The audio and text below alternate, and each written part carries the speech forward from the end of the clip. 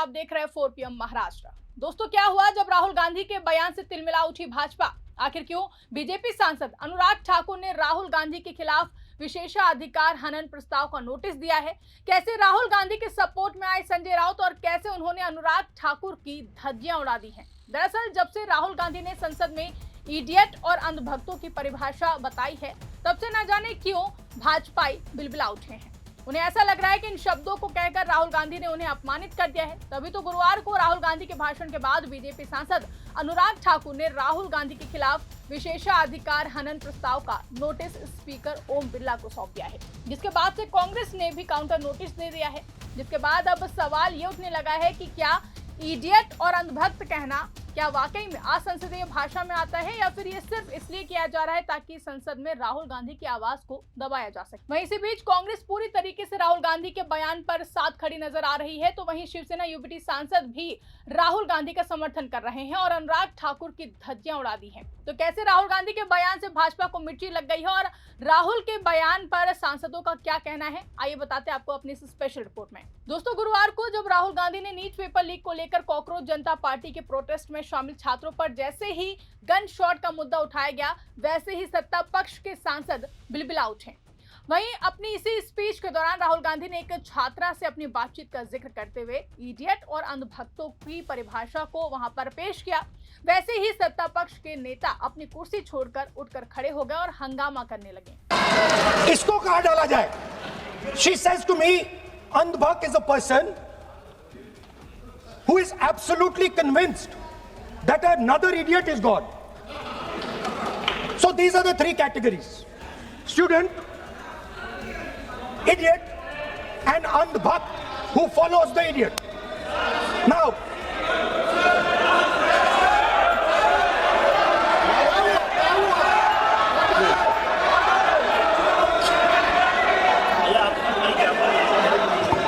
so Speaker sir,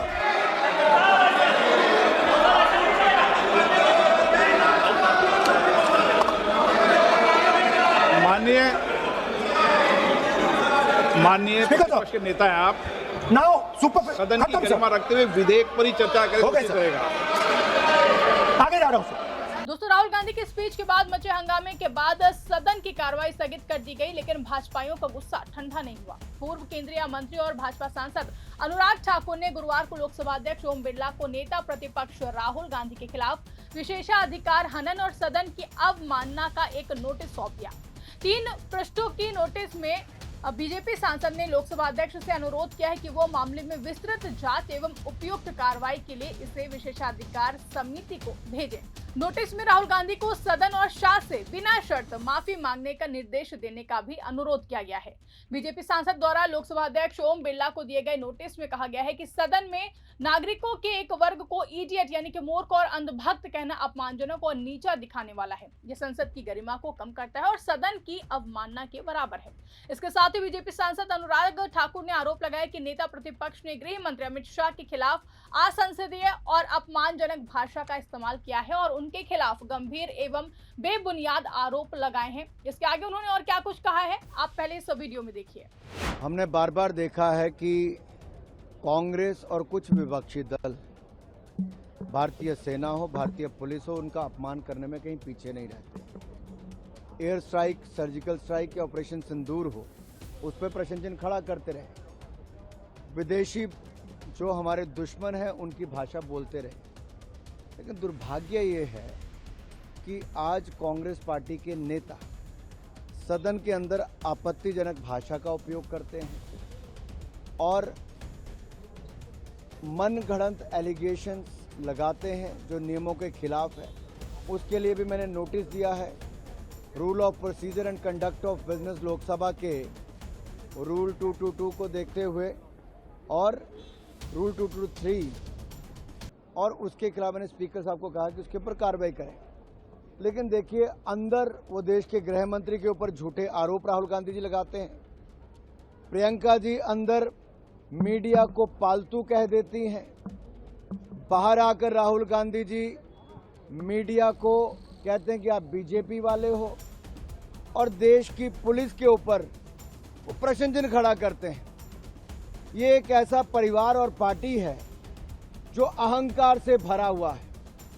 12 साल सत्ता से बाहर रहने के बावजूद संवैधानिक संस्था तो उस पर प्रश्न चिन्ह खड़ा करना, उनको बदनाम करना, लोकसभा के स्पीकर के ऊपर प्रश्न चिन्ह खड़े करना, सदन के अंदर अमर्यादित भाषा का उपयोग करके इडियट बोल देना और इडियट जैसे बिहेव करना, इस तरह की जो कार्यपद्धति और इनके काम करने का तरीका है, ये दिखाता है कि अहंकार में आज भी एक परिवार जी रहा है और उसका दंश ये पार्टी झेल रही है। अब देखिए, जैसे ही अनुराग ठाकुर ने विशेषाधिकार हनन और सदन की अवमानना का एक नोटिस सौंपा है, पूरा विपक्ष राहुल गांधी के सपोर्ट में उतर गया है। लेकिन सबसे मजबूती से राहुल गांधी को अगर किसी ने बचाव उनका किया है तो वो है शिवसेना यूपीटी सांसद संजय राउत। बीजेपी सांसद अनुराग ठाकुर के आरोपों पर उन्होंने कहा कि राहुल गांधी संस्कारी नेता हैं, पढ़ा लिखा नेता है, बहुत पढ़ता है, सोचता है, ऐसा व्यक्ति कभी अनपार्लियामेंट्री शब्द का इस्तेमाल नहीं कर सकता है। उनकी फैमिली की परंपरा है। और उन्होंने किस तरीके से राहुल गांधी का बचाव किया है, आप इस वीडियो में देखिए। राहुल गांधी जी ने कौन से शब्दों का इस्तेमाल किया जो अनुराग ठाकुर केंद्रीय मंत्री को बुरा लगा, आपको मालूम है? भारतीय जनता पार्टी की तो अभी एक नया डिक्शनरी देना पड़ेगा। उनको कुछ भी बुरा लगता है, कुछ भी बुरा लगता है। क्या बुरा लगा उनको? राहुल गांधी का भाषण, उनका वक्तव्य मैंने सुना है, मैं हमेशा सुनता हूँ। राहुल गांधी जी कोई भी अनपार्लियामेंट्री शब्द का इस्तेमाल नहीं करते। अगर हम कुछ भी ठीक से बोले, पार्लियामेंट्री शब्दों में कहे, फिर भी भारतीय जनता पार्टी का ये जो है ऊपर वो कम है, उनको समझता नहीं, पढ़ने लिखने में कम है वो लोग।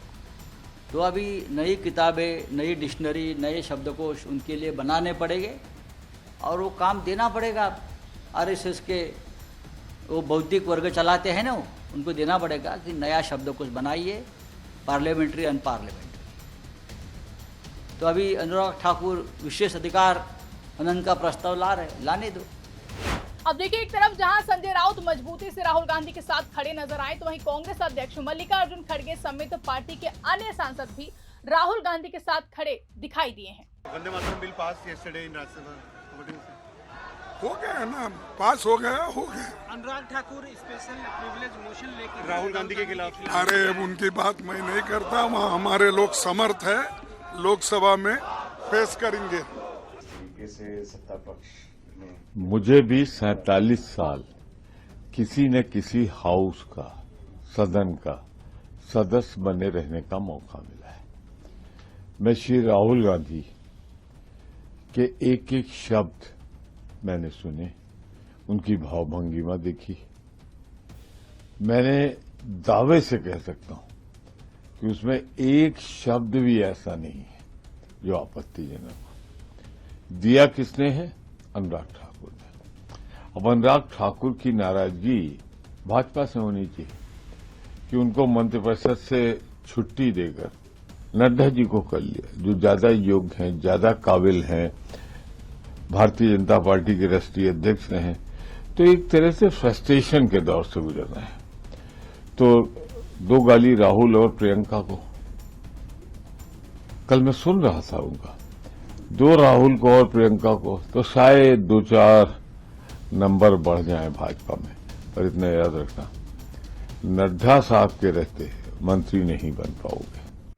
अभी तो होड़ लगी है राहुल गांधी पे, किसी न किसी तरह से प्रहार करने की भाजपा के लोगों की। तो सब अपने अपने कर रहे हैं, इन सबसे कुछ फर्क नहीं पड़ने वाला। राहुल गांधी अडिग है, राहुल गांधी अपने प्रयास में जो है लगे हुए हैं और जितने मुद्दे हैं उनको तेजी से उठा रहे हैं, उसमें कहीं पीछे हटने वाले नहीं है। लेकिन आज राहुल गांधी ने ट्वीट के जरिए एक संभावना जाहिर किया है कि जो जेनजीज के खिलाफ सरकार का तरीका है उससे जेनजीज नाराज है और अब ये सरकार अतीत होने जा रही है।